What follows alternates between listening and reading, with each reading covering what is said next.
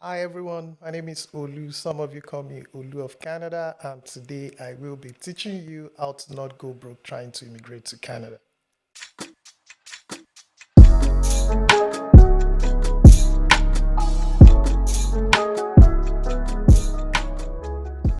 Hi, everyone. Welcome to this week's episode of Don't Go Broke Trying. I am your host, Rennie. Thank you so much for listening. Thank you for coming back. I really do appreciate it. If you're new here, this is a podcast where I teach you how to not go broke trying to live your best life. And if you want to keep in touch and follow us on all the platforms, I would really appreciate it because we post a lot of great content on all social media. So follow us at Don't Go Broke Trying on all socials. And on Twitter, it's DGBT Pod. Okay, so this week I have an extremely special episode for you, and I'm very, very, very excited to share it with you. As you heard in the intro, today we're going to be talking about how to not go broke trying to immigrate to Canada. A lot of people who follow me, like I think the third largest population or second largest population who follows me is in Nigeria. And a lot of you are trying to come to Canada and like start a new life here. So I think this episode is going to be amazing and I cannot wait to share it with you. So today I have the amazing Olu of Canada. Hi Olu, how are you? Hi Rennie, Thank you so much for being here. thank you for having me. I cannot wait for this episode. Like I've been following Olu probably since 2020, I'm Right? guessing. Yeah, it's been a few years. And I have learned a lot from his page, even though, I already live in Canada. So it's not like but I still learn a thing or two. And I always send your page to other people. Thank So you. I'm very grateful for your content. You are doing the Lord's work and helping a lot of people. So let me introduce Olu to all of you. You guys, if you don't know him, I'm sure, like, I don't know how you don't know him already, but if you don't know him, Olu is also known as Olu of Canada. He is a policy analyst and education consultant based in Canada. He helps people from all across the world immigrate to Canada and navigate the complex process of applying for visas, studying in Canada, and finding work using a DIY approach. So, Olu, again, thank you for being here. Thank I'm you for having I'm me. really grateful that you're here, and I can't wait for you to share all of this with the audience. So, could you also introduce yourself and just tell us a little bit about you? Hi everyone, once again, my name is Olu. A lot of people call me Olu of Canada on social media, Twitter, Instagram, Telegram, and the likes. And yeah, I work as a policy analyst and educational consultant in Canada. I've been in Canada, it's going to be 8 years this year. So Wow. came in 2015 myself with my 2 years alone. I made that very, very challenging journey to leave everything back home and come to Canada. So I did a little bit of education here. I got a master's degree from the University of Saskatchewan. And a little bit of story about that. I did not even know how to pronounce Saskatchewan until I got to Canada. Honestly, that's not surprising. Do I even know how to? I barely know how to pronounce it. And one of the questions a lot of people ask or were asking back then was like, why Canada? Why Saskatchewan? Yeah, of Of all all places. places in Yeah, Canada. I'm wondering too. Why not UK? Why not the US? Those were like popular countries back home for a lot of people. I am from Nigeria, so from for a lot of people from Nigeria back then. But I was just interested. I was curious. I was making those very difficult adult decisions Yeah. by myself and kind of like landed in Canada as an option. Also, the University of Saskatchewan back then, they were very generous of my education. So I got a full scholarship right from Nigeria to do my master's Wow, degree full scholarship. and also for my PhD at the University of Saskatchewan. Oh, So, wow. That's amazing. so he made the decision. The math was mathing. It made Yeah, perfect he was sense. Martin. Yeah. Yeah, he was Martin. So Nice. that was Okay. how I came to Canada. Nice. Okay, we'll get into that a little bit more. But before we start, I always like to go into a Rennie rated segment, which is where I ask you like what you're liking right now. What's a product, a service, an app, something that you're really liking right now? Right. Okay, I am trying to get into skincare. Ooh, yo, Skincare. I love when men get into skincare. Maybe just from like following a lot of people on social media, and I kind of like that. Of course, you also need to take care of your skin, Hmm. um, right now. I'm also much more conscious about what I eat these days. I think that also plays into like, the skincare and all that. So very, very conscious of the things I eat. Nice. Not going vegan yet, Yeah, but not yet. maybe we'll get there one day. Yeah. Is there a But skincare product that you're really liking right now? don't want to name names. Just Okay. generally trying a lot of things right now. Nice. Are you wearing sunscreen? Right now, no, because it's not sunny. Olu. We need, okay, that's the next step. Okay. Okay. We'll get there. Yeah, soon. Okay, great. Okay, so let's get into the episode. And just a disclaimer for everyone who's listening, this is not financial advice, nor is it immigration advice. We're simply sharing our experiences and hopefully it will help you, but always contact a professional for your personal situation because this is just general, knowledge, but we cannot share anything related to your specific situation.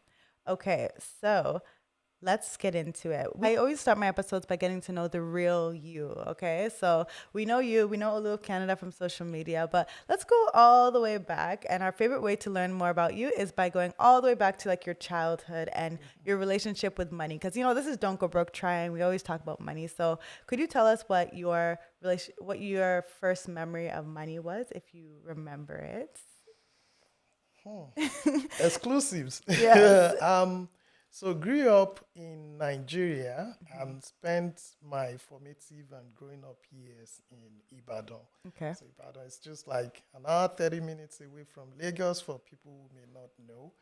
And when I was growing up, financial education, money-wise, wasn't really a big thing back then. It's not something that was popular back home when I was growing up. My earliest memory of what money entails was more of being careful about spending, not creating wealth, which I think was the missing piece. I grew up in a family where my parents would always remind us that there's not a lot of money out there. Yeah. So the little you have to spend it in a very wise way. I think it was more from a being disciplined perspective, not like creating wealth, investing, saving and all those kind of things. I've come to also appreciate that because it has formed like the foundation for building subsequent things on. A lot of the things I've now come to like know started from like that.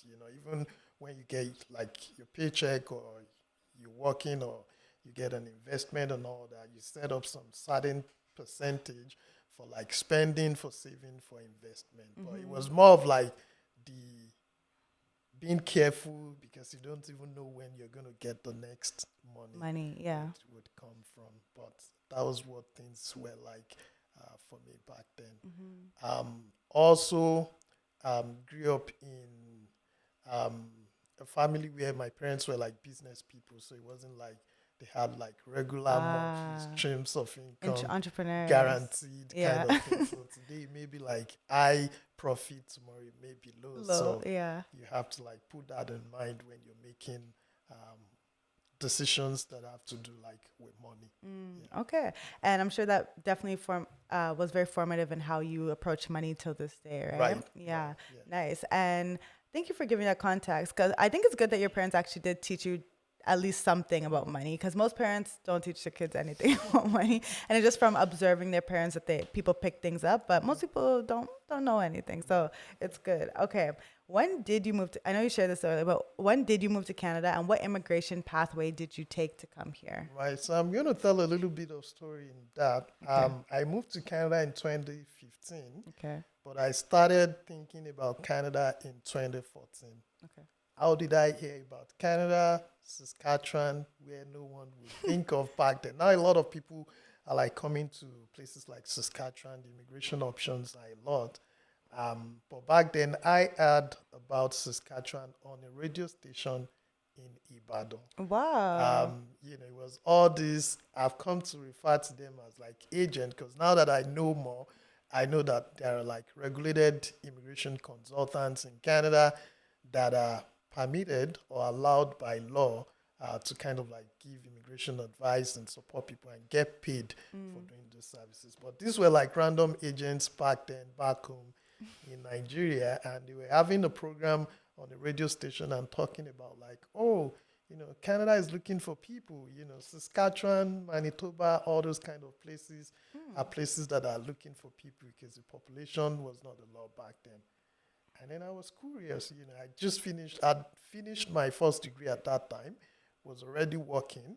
Never thought that it was going to be possible for another country to come and hire you in Nigeria and come to Canada. So I was like, okay, maybe this work opportunity would not be for me, but I had the intention to like do my graduate studies. So I went online on Google. Google is your friend. And Google is free, everybody. Okay. I'm sure we get questions all the time, and you're probably wondering, you could just Google this. You can right? just Google Yeah. this. Okay. So did that and kind of like went online and said, universities in Saskatchewan. And I saw the University of Saskatchewan, the University of Regina, some other post-secondary institutions there. And that was where it started from. Navigated my way, looked for the programs that are related to what I was interested in. Found a school, found a supervisor.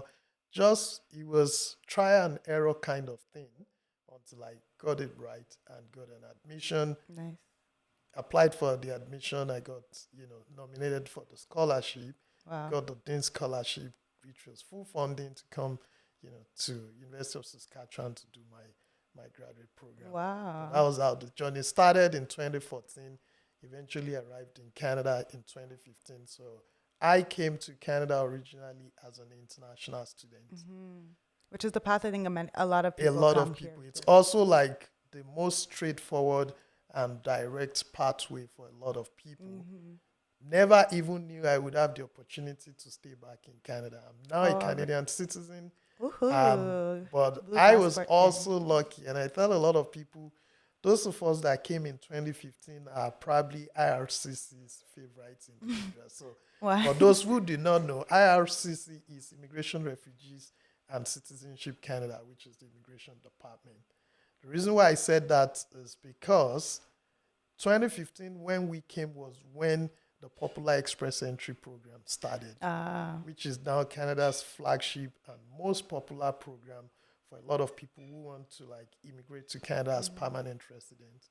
So came in 2015, August. The program started in January 2015. Oh, wow. I got to Canada and got to know about the program. So spoke to a lot of people, got the information I needed, and found out that I did not even need to wait to complete my master's degree to become a permanent resident. Oh, I didn't know. Because I had first degree from back home. Okay. I'd worked back home as well. All I needed to do was to do an evaluation of that first degree and write the language test. So I had a 2-year initial study visa. And before I completed that 2 years, I was already a permanent resident. Oh, wow. I love it. And that's what information, That's the value of that's information. the value of information. Okay, so Olu could have gone through an extremely expensive process by going through all the school and then, getting your work permit and then applying for your PR, which would PR makes life a little easier for you, a little less expensive. You get healthcare. There's a lot of there are lots of benefits because even immediately you become a permanent resident, your tuition is readjusted. Oh yes, that too. You start paying local tuition fee. You can also have benefits like you can now work full time as a permanent resident. You have access to resources, financial resources that would not let you go broke. Trying to stay in Canada. I love it. And all those kind of things. So it was. So as you said, information was the difference for you. Right. So that's why I hope everyone's listening to this episode and taking notes, because there are going to be a lot of little gems that are dropped that can really help you to not go broke trying to immigrate to Canada. And I also want to give context. So you said you moved to Saskatchewan. For those who don't know where Saskatchewan is, what it is, what would you compare Saskatchewan to? I did the comparison. Made a post about it some months ago. Yeah. And I think I'll compare Saskatchewan to Ibadan, where I was coming from. Really? The entire population of the province is 1.2 million individuals, the entire province. Really? Right now. I didn't know that. And that's tight. Yeah. I swear Toronto has more people than Toronto is about 12 million people right now, just the city of Toronto. Yeah, okay. But look at an entire province, just 1.2 I didn't know that. Or thereabout. Saskatchewan, the capital of the province is Regina, but I went to Saskatoon, where the University of Saskatchewan is, and the population of Saskatoon at the time was just about 250,000 individuals. Back then, there were also not a lot of like people of color, like Yeah, black people and Nigeria. all that. So back then, we could tell if I see a new black person in town, I could tell and say, this person just Moved here. Yeah. joined us here. You just moved here Okay. and all that. But I think it's just like Ibadan, very quiet, very affordable life out there. Yeah, so it's a good place to start. Nice. Okay. And during your move to Canada, were there any situations where you were going broke? And can you share some with us if there are? Maybe I was even the definition of broke Oh, back yeah. then. When I started my journey in 2014, 2015 kind of thing, I didn't want to tell my parents. I didn't want to burden them Okay. with that. I was already out of, I've done my first degree and was And you're working. working. Yeah. But I mean, I was not earning enough money then. So when I started the journey, it was just like I had like 15,000 naira. How much is In that? Canadian dollars right now, black market rate, that would just be like $30 Oh, wow. or less, Okay. or less than $30. It was worth more back then. It was worth more back then. Back then, it was just like $100 or 120 Canadian dollars But still not much. Yeah. back then, but it wasn't a lot of money.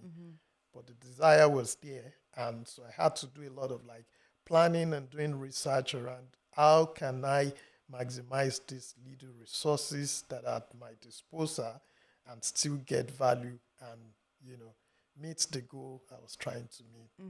The first thing I did back then was to understand the difference in the type of programs that are like affordable that I could afford, even if I have to work and save towards that and all that. I think that's a good point that you're making because a lot of people, they hear about University of Toronto, they hear about maybe York University and like the big schools And here. those are like the expensive Those schools. are the most expensive schools. They're the most expensive. Very Even in terms of expensive. like living expenses, like to live in Toronto compared to like living in Saskatoon. Yeah. Huge it's a lot of difference. money. Like It's I think I huge saw a difference. report recently. A 1-bedroom in Toronto is going for like $2,500 a month. True. And that's not including your utilities. That's Right. that's not including the food that you're gonna eat. Right. That's just the room. Right. And sometimes you'll be sharing that room with somebody else Right. too. So yeah, compared to Regina or anywhere in Saskatchewan or anywhere outside of Ontario, to be honest, like Right. or NBC, you'll probably be paying a lot less. So Right. okay, yeah. So what I did to avoid going broke trying to immigrate to Canada back then was to get a lot of information, know these differences. I wasn't looking at provinces like Ontario and all that because I knew there was no way I was going to be able to afford that. And we were talking about like, this was like 8 years ago. Now look at how things have shifted in the last couple of years right now. So did some finding information, finding resources around that, did some proper planning. It took me 1 year to plan my immigration to Canada. Okay, so you I were knew strategic. about the University of Saskatchewan in January 2014, and I did not make an application until December 2014 Okay. for a program that would start in September 2015. So, okay, another gem. You're already dropping gems, but you were very strategic about the way that you approached your move, right? I think a lot of people are like, oh, Canada, we're going. And then they Exactly. apply right away. And then maybe their application gets denied. And like, it's just it becomes a costly process. Right. So you And were that's, strategic. That's one of the things I tell people. Like Canada's immigration policies and processes are different from a lot of other countries. You have to plan ahead. Even in terms of like when the institutions would accept admission applications. Fall term, September is a popular term for a lot of international students.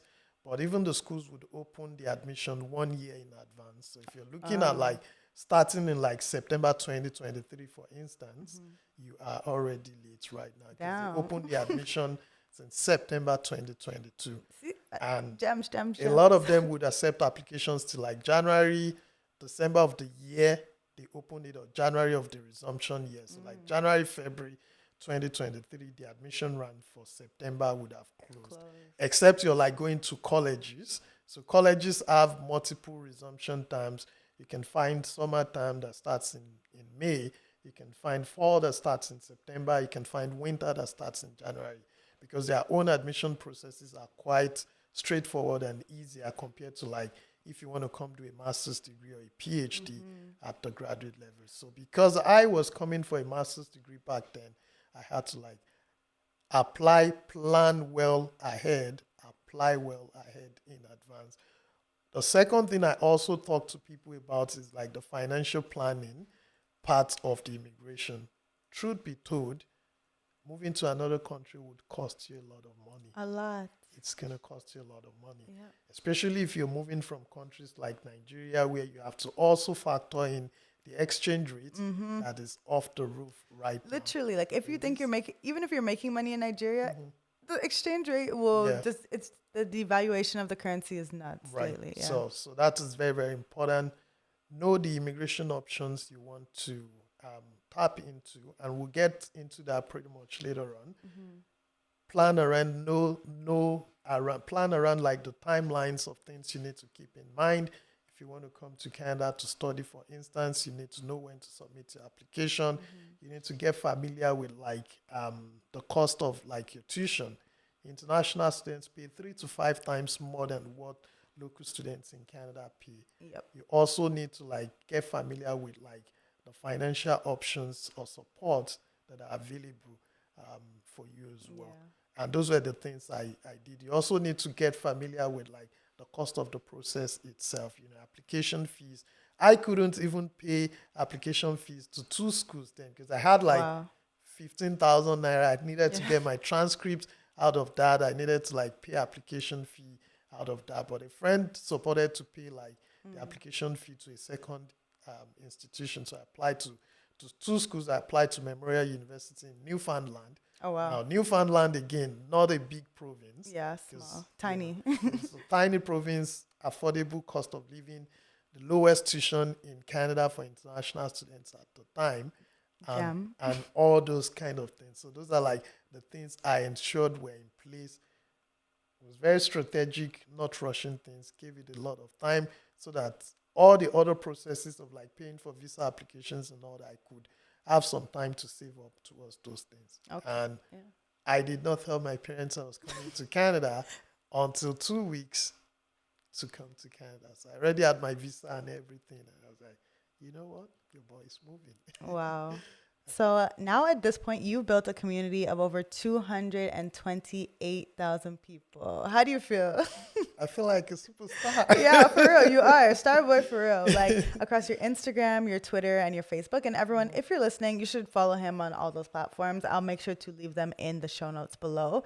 But you use those platforms to share free resources to help people move to Canada. So why did you actually decide to start this? Was it because like you had experiences going broke and now you're like, let me help other people immigrate smoothly? Something like that, to be honest. In particular, I wanted people to avoid some of the mistakes we made when we were coming to Canada. There were not lots of information, no individuals sharing resources on Instagram and on Twitter and all that. And there were so many things I could have done better if I had access to those information back then. So I just had a lot in me to get out. Yeah. And that was where it started from, like sharing resources, letting people know their options, even in terms of like their immigration options, so that they do not, take the wrong decisions in terms of like their applications and things that could jeopardize even their status and their ability to stay back in Canada. Yeah. Because I found out back then, started sharing resources like 2016, a lot of people were taking the wrong approach. Yeah. Like, I don't want to like point out a particular immigration option, but that was what a lot of people were being misled into taking and thinking that would be a pathway or a sustainable pathway for them to stay back in Canada. So that was where that started from. And that's why I still tell people, like, with the information available out there right now, my personal website, on my social media pages, you can make informed decisions. You also know, like, the individuals you should be approaching for immigration decisions or paying them to help you do your immigration application. Because immigration in Canada is quite different from, like, other countries. Things are regulated out here, and that is very, very important to put into consideration when you're making that decision. Yeah. Okay, nice. It's kind of like the reason I started as well. Like I was like, okay, I want to, I learned all this knowledge. Let me just share it with other people because it's not easily accessible. So Right. we're doing the Lord's work, to be honest. We're killing it. So there are many paths to immigrate to Canada. Right. And could you share some of them with my audience just so that they know like some different options that they have? In general, there are more than 100 immigration pathways in Canada. Really? Oh, I didn't know. More than 100. So we'll probably have like the highest number of immigration programs and pathways, you know, in the world Yeah. right now. And a lot of people do not know that. The other thing to also take note is that all these immigration pathways have their specific requirements. So it is not a general approach. The one thing I tell people when you're deciding to move to Canada, you keep three things in mind. Number one is the interest. Yes, I am interested in coming to Canada.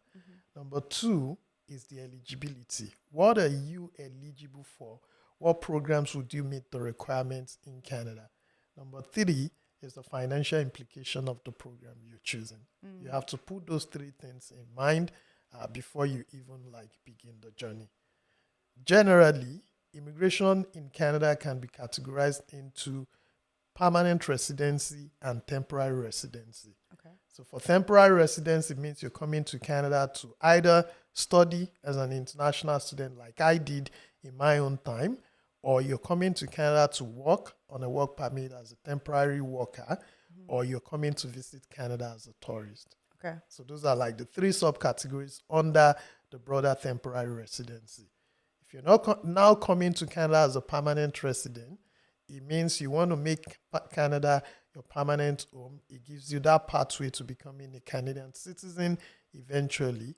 There are so many programs under that. Yeah. The popular one is the Express Entry program that allows people to use their work experience, even from outside Canada, to apply directly and become or be approved as a landed immigrant and become a permanent resident directly in Canada. And like 3 years of staying in Canada or accumulating 3 years of staying in Canada, they can apply for citizenship.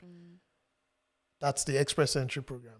However, I tell people the Express Entry is the most popular, but it's also not the only permanent residence program in Canada. Okay, tell us more. We have the Rural and Northern Immigration Program, What's that?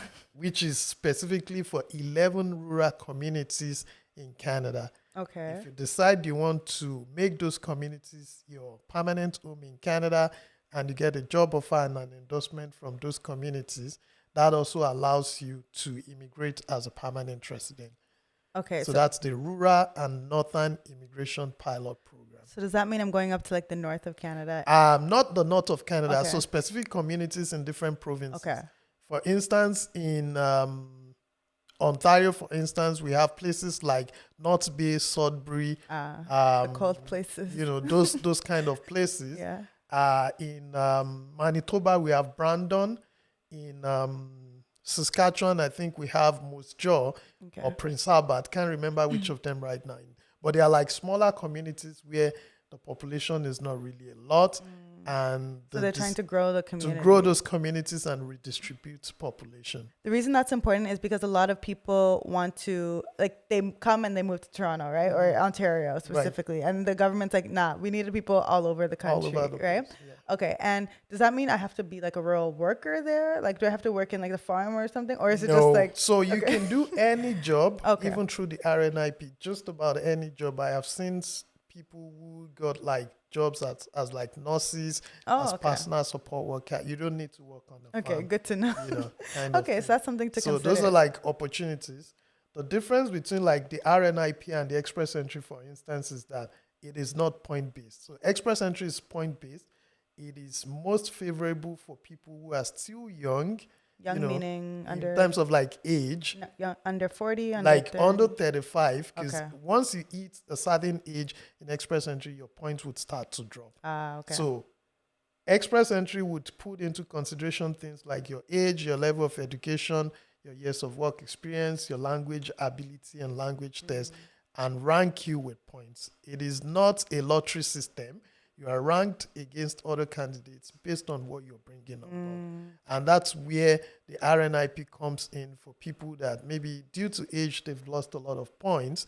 They can do that as long as they are willing to live in those communities. And does that mean you have to live there forever, or No, how it's a long? very good question. You don't need to live here forever. As Okay. long as you become eligible to apply for Canadian citizenship and you apply, you can move to anywhere in Canada, because the Canadian Charter of Rights and Freedom covers you to yeah. like live in other places and all that. But it's a sacrifice, you know. Yeah. So when you become a permanent resident, you only need 3 years of accumulated stay in Canada to be eligible for citizenship. Okay, that could be a way. So you come here, you live in Brandon, for example, for 3 years. Right. You apply for your citizenship, and now you have the right to mobility across the country and move anywhere you want. And it's also more affordable to live in those places as well compared to living in a big city. So. And you never can tell. You know, you can live there and say, you know, I think I like life in Brandon, and I'm gonna just stay in Brandon. Yeah, you'll be able to buy a house sooner than you would be able to buy a house in a big city as well. Right.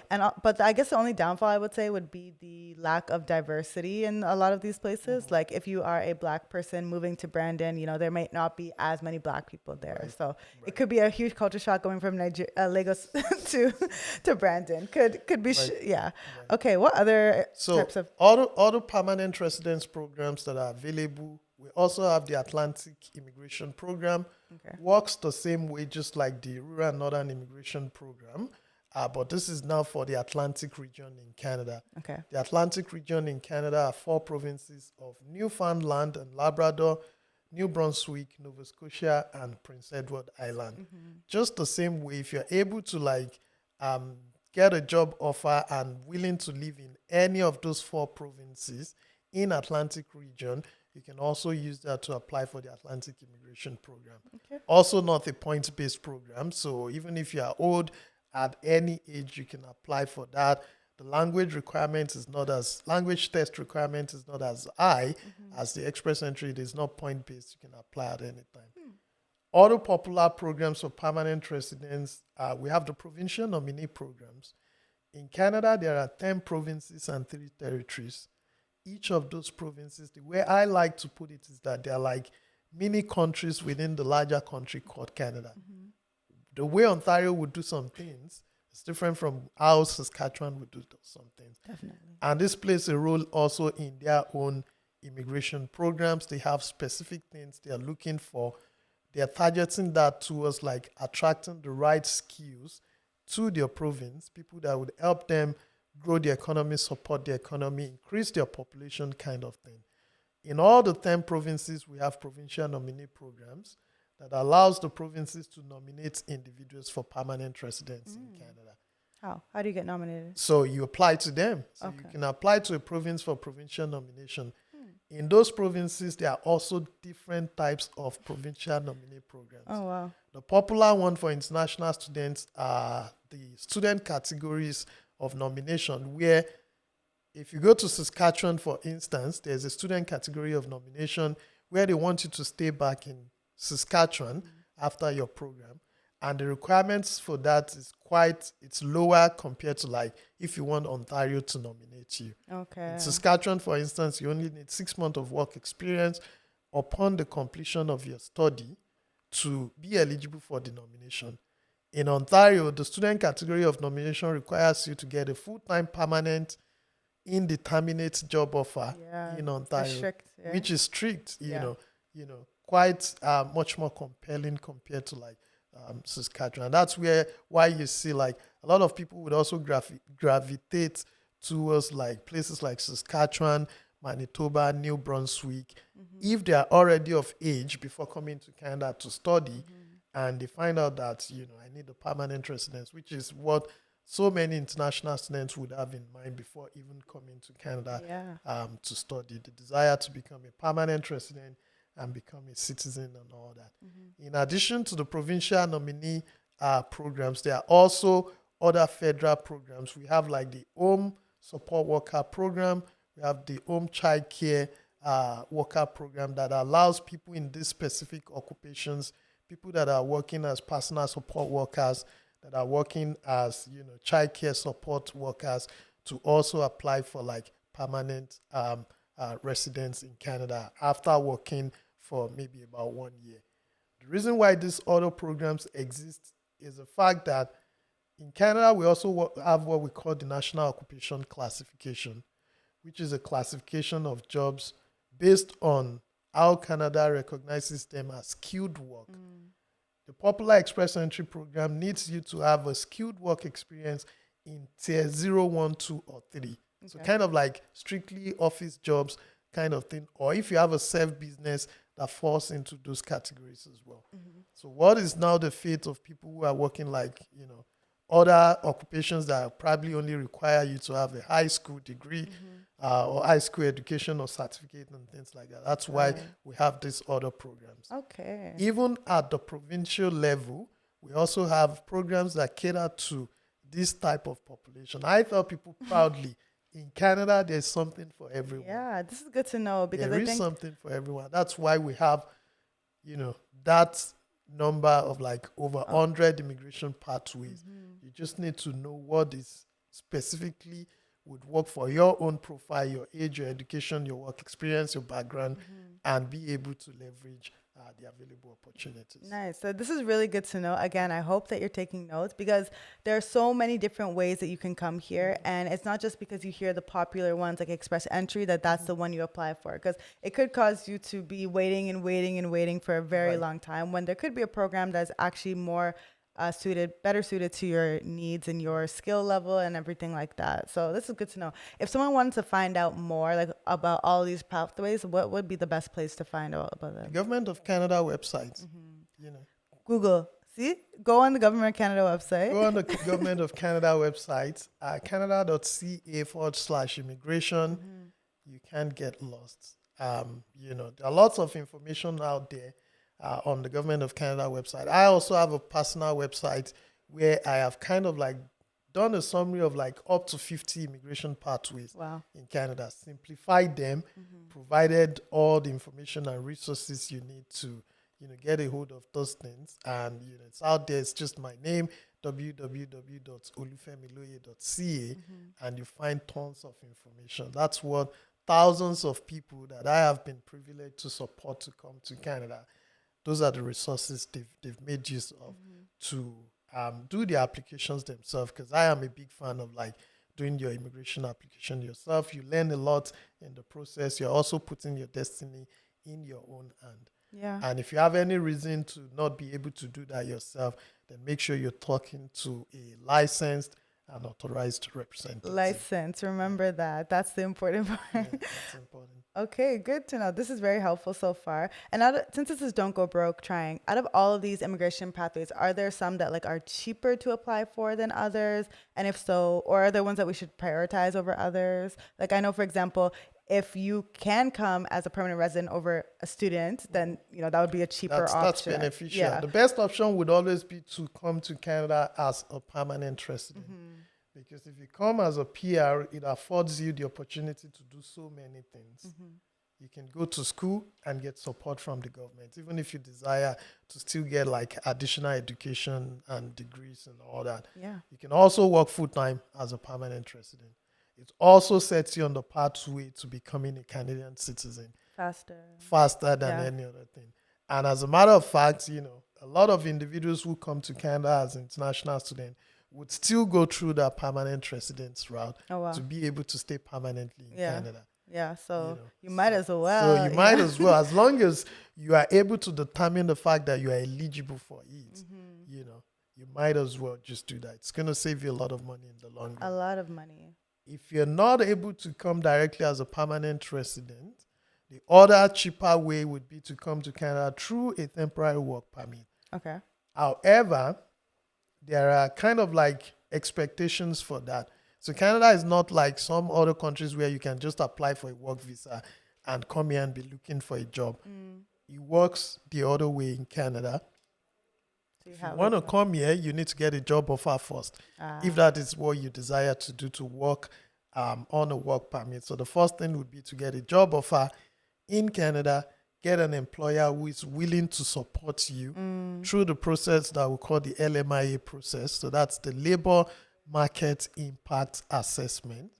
which is pretty much the employer making a case to the government to show why they need you as a temporary worker in Canada. How difficult is it to get that? Like, do people use, is it something People you get see? it. Okay. It is difficult, Yeah. but it is not impossible. Because they have to, like, they're basically sponsoring you to They're come sponsoring to Canada, you right? to come to Canada. Mhm. The difficult part of it is getting that job offer because the employer needs to show that they've, kind of like advertised the job for some period of time and Internal. couldn't find anyone in Canada to do the job. Is that hard to prove? It is hard to prove, but it is not impossible. I know Yeah. a lot of people that have, Come you know, here.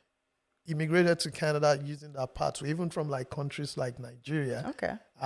It's just very popular in certain industries and sectors where there are huge labor shortages in Canada. The tech industry, the agricultural industry, the manufacturing industry, the health industry, Oh, for yeah, instance, healthcare, yeah. healthcare and all that. They get a lot of people for those industries. That is going to save you A lot of money. money. Yeah. So if we're prioritizing them, obviously permanent residency, the most affordable long term. right. Next would be your work permit Right. or any temporary work permit, right? Temporary work permit. And then the next one would be The study. study. So the study is kind of like the easiest because you look for a school, you look for admission, you apply for your study visa. It's also the one that is within your ability in some ways to predict when you want to come to Canada. Yeah. And I was speaking earlier, I was like, you can think of like, I want to come start my program in September, so year, and you can work towards that.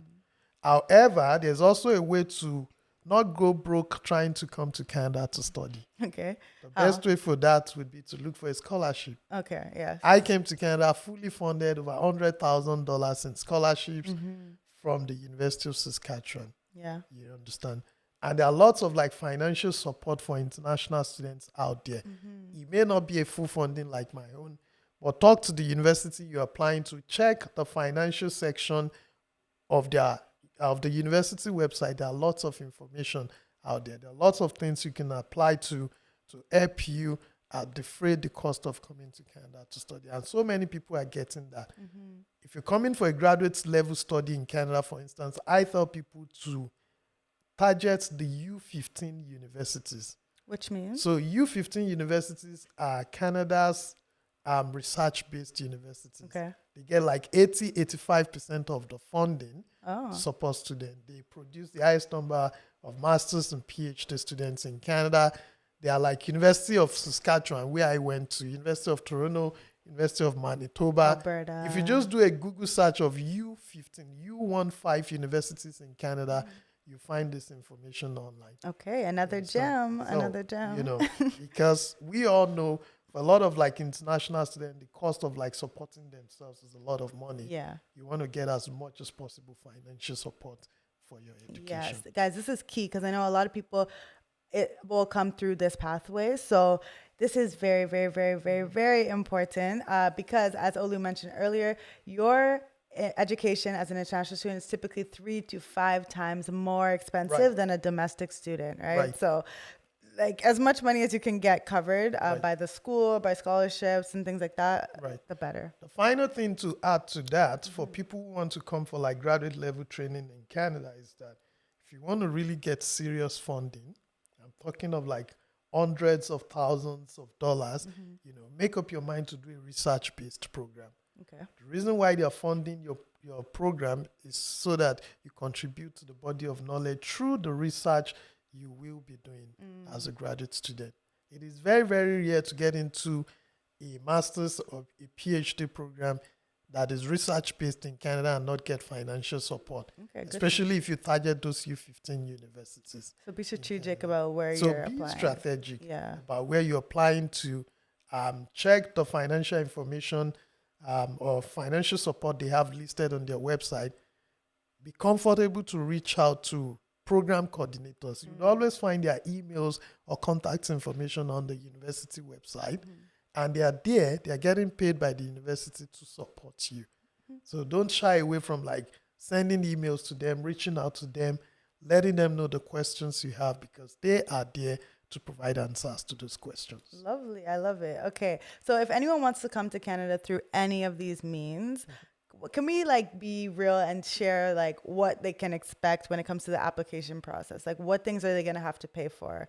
So I know there's like the language test. They're going to have to get their transcript if they're coming for school. What are some other things that they can expect to pay So for? the things to expect to pay for would depend on the immigration route you're taking. If you're coming as a student, for instance, you need to pay application fees to the school. That's where it starts from for your admission. You also need to get your results. So if you're coming for undergrad in Canada, you probably need your O-level high school results from whatever country you're applying from. If you're coming for like a master's degree or a college diploma, postgraduate diploma kind of thing, you also have to like get your previous education transcripts and certificates, Which sometimes you have to pay for. which from the you school. sometimes have to pay for. What that would cost you would depend on your previous institutions from back home and all that. In addition to that, you also have to like pay application fees to the Immigration, Refugees and Citizenship Canada. Okay. As an international student and you're applying for a study visa, it is about 235 Canadian dollars for both the study permits and the biometric fee. Okay. If you're coming as a permanent resident, it's more money because you have to pay right of permanent residence fee. You have to pay the application fee, which is higher than that of the study permit. You have to do your biometric and all that. You also have to invest money in other third-party expenses like getting your international passports. You can't shy away from that. You have to do like medical tests. It's going to depend on where you're doing that from. Sometimes, depending on the category of application you're doing, you also have to pay for like your police character certificate from your country and any country you've lived for 6 months at a row in the last 10 years. Wow. Okay. You understand? Yeah. So any country you've lived for 6 months at a row. So I mean, you don't need to get that for Canada, but let's say I stayed in the US for like 7 months and I wanted to move to Canada as a permanent resident. In addition to getting the police report from my country, Nigeria, I would also get from the United States. Wow. Okay. So if you're that person that has lived in a lot of so places. many countries, just keep that in mind Yeah. as well. And in addition to that, you also like need to do like the medical test that would certify that, even if you have a medical condition, there's something we call medical inadmissibility in, immigration law in Canada. It means that even if you have some medical conditions, you can still immigrate to Canada. Okay. But there's a threshold to what that medical condition can cost the government. Yeah, and or that's because we social have like a services. free healthcare. Exactly, kind of thing. Free. Free. Yeah. We're paying for it, Yeah. but it's free, kind of thing. So those are like some of the costs to keep in mind. Okay. In addition to that, one thing I thought people, when you want to come to Canada, there are 3 P's to keep in mind. The number 1 P is planning. You cannot get wrong with planning ahead. The number 2 P is following the due process. Don't let anyone mislead you to thinking you can cut corners. Yeah. Canada knows how to wait for you in the front. We have a lot of people that have gotten procedural fairness letters, and that's what we get when they flag you for misrepresentation or misinformation in your application. They will give you that final chance to defend yourself through the PFL, and if you're not able to defend yourself, you get a 5-year visa ban. Oh, wow. That happens a lot, even for international students Okay. or people applying for like study visas in Canada. So follow the due process. All the information you have is available online. It's available on the Government of Canada website. You can find those information. Don't try to cut corners. The number 3 P is be patient. Canada is not the country you wake up on Monday and want to be there by Friday. Nah, it ain't going to work. Yeah, it's going to take some time. It's going to take some time.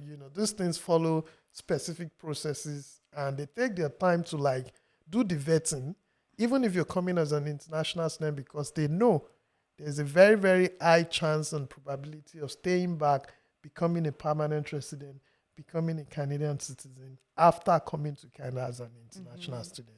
Okay, so that was a lot, but I hope everyone listened to that. You need to do planning. Right. You need to follow the due process, and you need to be patient.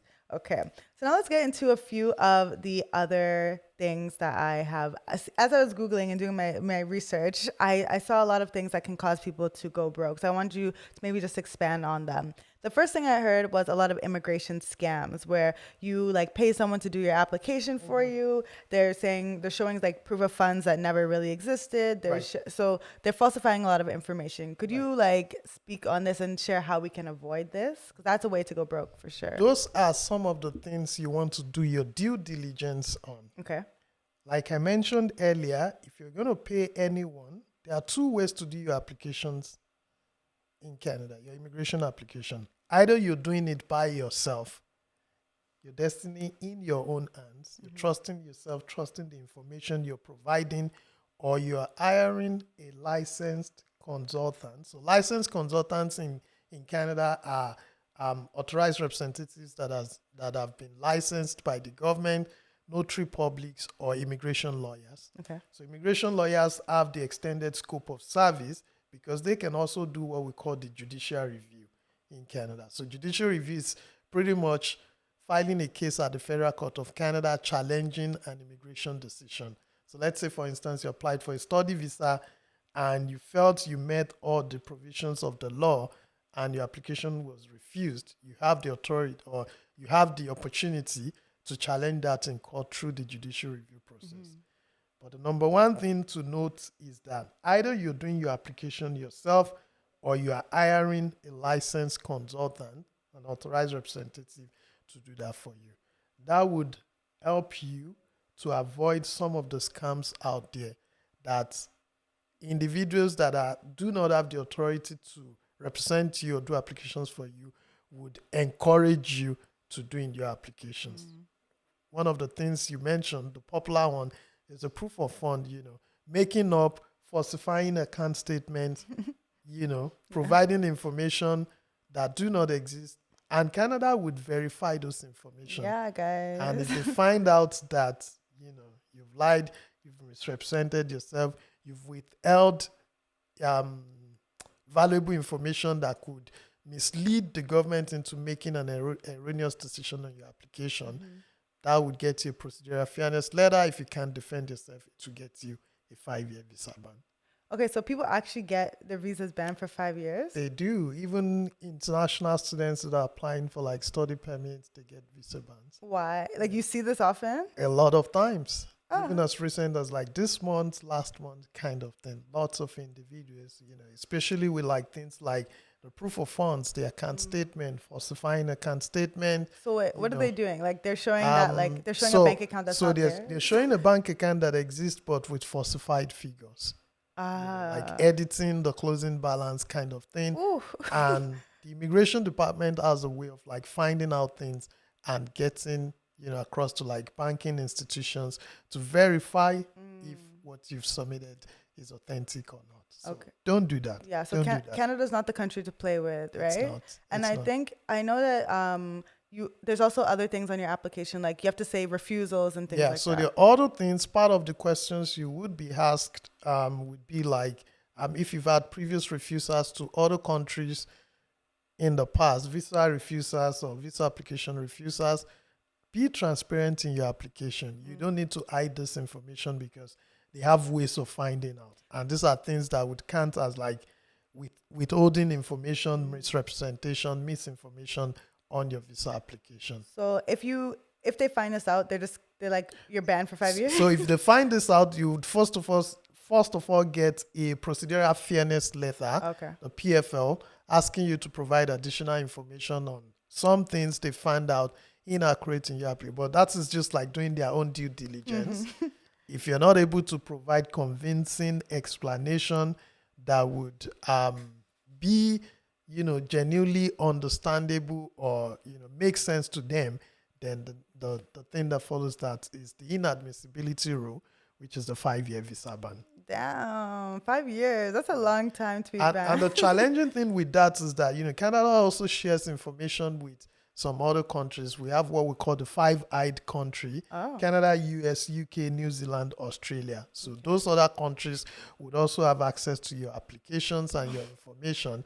and that could jeopardize your ability to also move to those other countries. Oh, wow. So if you get the 5-year visa ban here, it could be like It could the be US like, doesn't want yeah, you, like Australia so, doesn't want except you. like you are able to like find a way to explain and all those things to, but it will be on record, and those other countries will have access to it. Okay, so moral of the story, please do not, do not just lie on your application. Try to and don't use a licensed immigration consultant, as you said. Yes. Okay, I know another thing that reason a lot of people go broke is because of, they're filling out their application forms, they're filling them out and they're doing it incorrectly. And they have to constantly reapply. And you typically have to pay a fee every time you apply. Every time you apply. Yeah. So is there any tips you can give so people can avoid this? The Government of Canada website has like tons of information on how to also fill your application correctly. Okay. There are always like immigration application guides on the Government of Canada website that would provide information to you on the step-by-step processes of like the information to put in your application and all that. Okay. Because even the only appeal process that exists for you to like challenge a refusal is even much more expensive than reapplying. So if you're like doing a judicial review to contest a visa refusal, you're paying an immigration lawyer, you're retaining their services. They don't come at very cheap fees. It's expensive. It's expensive. So you want to make sure you do things right, follow the due process, fill your application correctly so that you can minimize, the cost of having to reapply or hire an immigration lawyer for your application. Okay, these are good tips because I know that my parents are both lawyers. It's not their services do not come cheap. So they're rich. You could say that. Yeah. Okay. Once a newcomer actually gets to Canada, they may get like a reality check when they see how expensive life is here. So do you have any things that you think, okay, a newcomer should know about these things from a finance perspective once they come here or before they come here? They should know about these things. Before you come to Canada, part of the planning you should do would be to do your financial planning. Okay. And manage your expectations. Yeah. It is much more beneficial to be surprised than to be disappointed.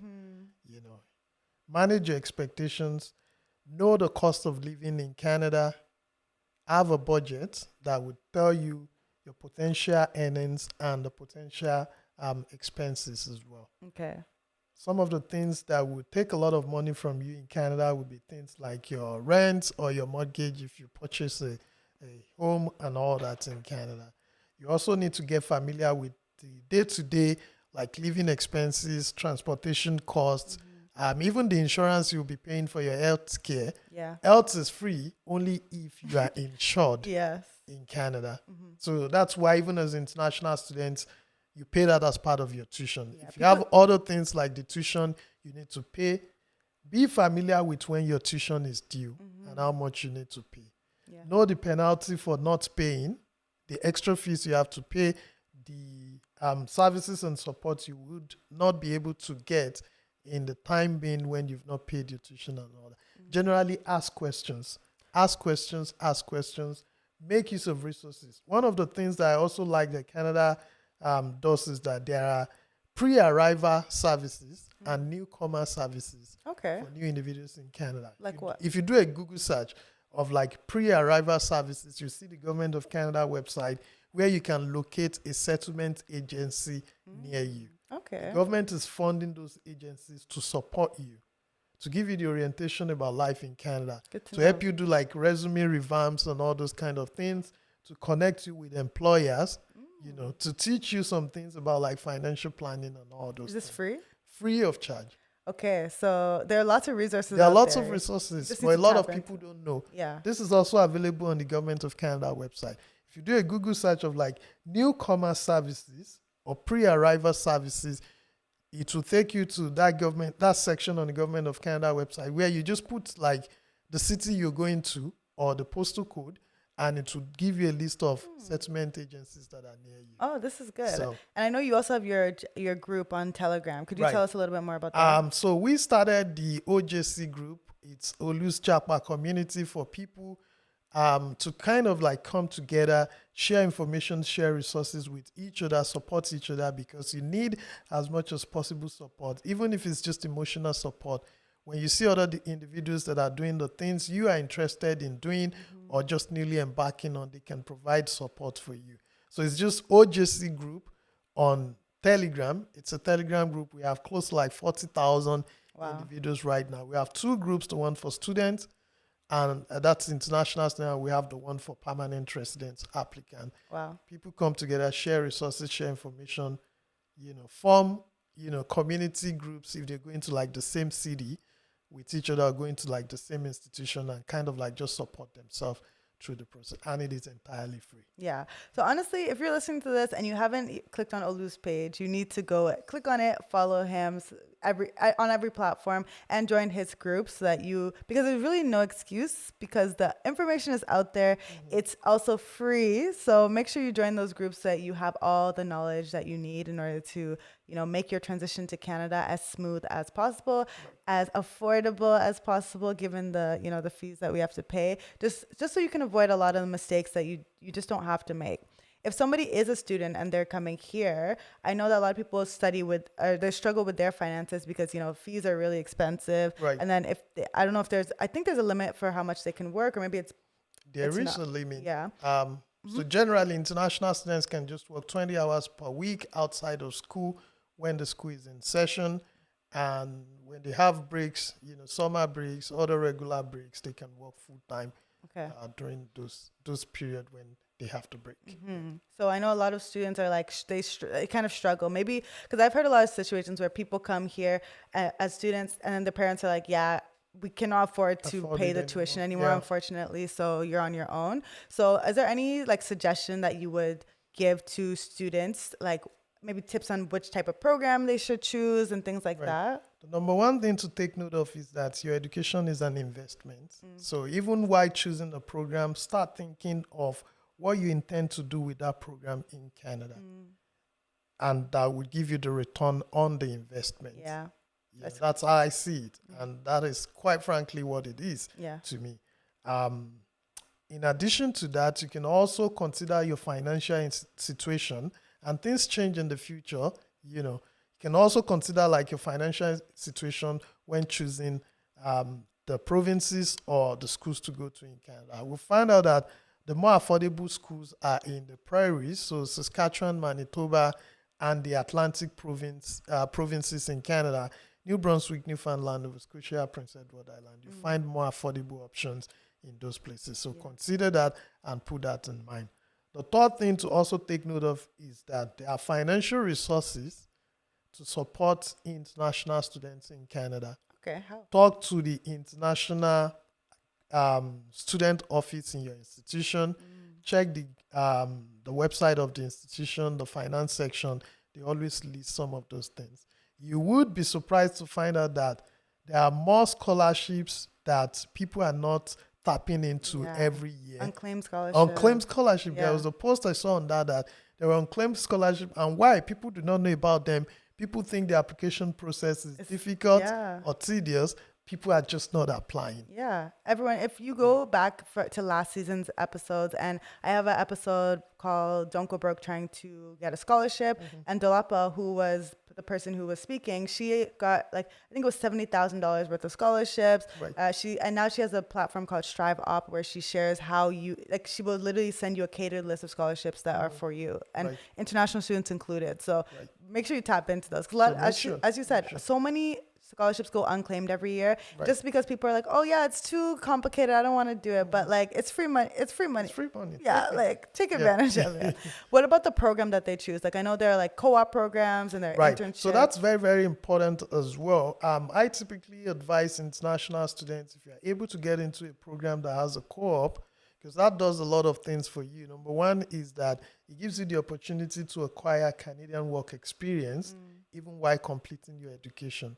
A lot of co-op programs are also paid for, so it gives you the opportunity to work full-time, maybe during the summer, to make extra money. Yeah. In addition to that, you're building your professional network that would allow you to land a full-time job upon the completion of your program. Yeah. And that has been very, very helpful. So if you're able to get into a program that has co-op, by all means, tap into that. Yeah. If you get into a program that does not have a co-op, be intentional about building your skills as you're completing your degree. Very, very important, because Canada is a skill-based economy. Even if you have all the degrees They don't in care. the world, if you do not have the skills that employers are looking for, it's going to be challenging to land a job when you complete your program. Very true. And especially, as you said, it's a skill-based economy, and it's also very big on networking. Right. Like, you need to start the university time or college time is the best time to start making connections with people Right. in your field. And especially when you're a student, like, who's going to say, most people are not going to say no when you reach out for like, hey, can I have a coffee chat with you? Can I Right. learn more? So shoot your shot while you're a student and try to make as many connections as Professional possible. shots. Professional, please. Yes. Yeah. Don't try to holla at people on LinkedIn, but yeah, shoot your professional shot at other people. Okay. I know this episode is pretty long. We could talk to Olu for literally hours and hours and hours. So again, make sure you follow him because he shares more tips there, but we're going to just wrap it up quickly. I have another question about, like, if you could share some success stories you've seen from people in your community that have set them on the right path financially when they move to Canada. Because I feel like we've been talking a lot about like ways to make mistakes, but are there any like success stories that you've I seen? think I can start from myself. I arrived Yeah. in Canada with just $650 US in my pocket, a scholarship letter from the University of Saskatchewan promising that they will pay my entire tuition and living expenses. And I was like, what if they do not pay? What's going to happen? But one thing I've found out that has been really, really helpful, 4 things I would share is, number one is taking initiative. You know, you find out that a lot of things here are do it yourself. I tell people, when you subscribe to Canadian immigration and decide to move here, you're also subscribing to doing certain things yourself. You have to learn how to take initiative. You have to learn how to put 1 + 1 together to get more than 2, kind of thing. Yeah. So taking initiative has been very, very helpful. You see an opportunity. Number 2 thing is be curious. So you see something and you think will be beneficial, try to be curious to find additional information on those things. Number 3 is now doing personal research, which is quite helpful. You know, Google is, if I tell you the number of times I open Google on a daily basis, you will be surprised. Yeah. You know, and those are things that give you information and knowledge. Whatever you're trying to do, there is most likely someone that has done that thing in the past. Number 4 thing that has been helpful for a lot of like successful international students, myself, is being strategic.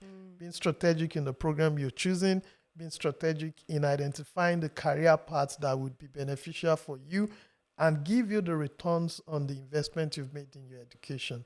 Being strategic about the people you're even building network with, right from your school and even outside of school, like professionals in your area. The internet is a blessing to our generation. You know, It is. you can connect with people that you've never met through LinkedIn, through other professional platforms, and those things are very, very important. Take initiative, be curious, learn how to do personal research, be strategic. Gems. I didn't know $650 is what you came with. Yes. Wow. Like this is the success stories of all success stories. And now you're here, you're thriving, you have your blue passport now, you know. How's it like with being blue passport gang? It's been fun. It's made my, traveling around the world easy. I like to travel and see, there's a lot of places to see in the world and experience life kind of thing. I don't need to queue up and all those kind of things. I don't need to apply for visas to 185 countries and more. Right. It's been a blessing. It's amazing. And I hope that this episode has inspired you to, if you are looking to come to Canada, to actually do your research and to be very strategic and just know that it's possible for you as long as you are, deliberate and strategic about your approach to coming to Canada. Well, Olu, thank you so much for coming on the podcast. I appreciate you. If someone wants to find you, where would they find you? Twitter and Instagram at Olufemiloye. OLUFEMILOYE. And if they want to join your Jetpack group? There's a link on my Twitter and my Instagram. Just click on that. You see the Telegram icon. It takes you straight to the Telegram group. Perfect. And I will make sure to link all those below. If you are listening and you enjoyed this episode, make sure that you share this with somebody else because we don't hoard knowledge over here. Olu's platform and my platform have literally been built off of sharing the knowledge that we have with other people. So it's selfish of you to hold all of this great knowledge for yourself. So make sure that you share this with a friend. Share it on your Instagram story and tag at Olufemiloye and at Exoreni and at Don't Go Broke Trying. We would love to repost your shares and your tags. And again, it helps other people get to know more about the podcast and about this episode specifically. So if you know someone who's trying to move to Canada, send them this so that they don't go broke trying to japa. Thank you so much for listening. I hope that you enjoyed, and we will see you in the next episode. Bye. Bye. Thank you for listening. I hope you learned something that will help you not go broke. If you're listening to this on Spotify or Apple, please remember to leave a review. And don't hoard this knowledge. Share it with a friend that you think may find this valuable.